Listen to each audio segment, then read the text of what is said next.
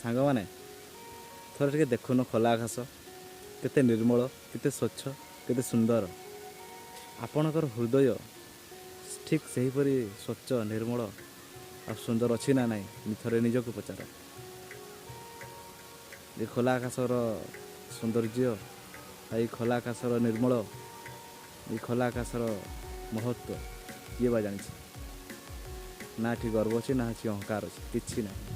ବାସ୍ ଗୋଟେ ଆତ୍ମାକୁ ଶାନ୍ତି ରୂପ ଗୋଟେ ଦେଉଅଛି। ଆପଣଙ୍କ ହୃଦୟରେ ଯଦି ଏ ଖୋଲା ଆକାଶ ପରି ସବୁ ଥାନ୍ତା ନା, ଏ ଦୁନିଆ ପରିବର୍ତ୍ତନ ହେଇଯାଆନ୍ତା ଭାଇ। ଖୋଲା ଆକାଶକୁ ଥରେ ଦେଖ, ସେଇ ନୀଳ ମେଘ, ନୀଳ ବାଦଳ, କି ସୁନ୍ଦର। ଇଚ୍ଛା ଲାଗୁଛି ସତେ ଯେମିତି ଏଇ ଖୋଲା ଆକାଶରେ ମୁଁ ଚିରଦିନ ପାଇଁ ଶୋଇଯାଆନ୍ତି କି।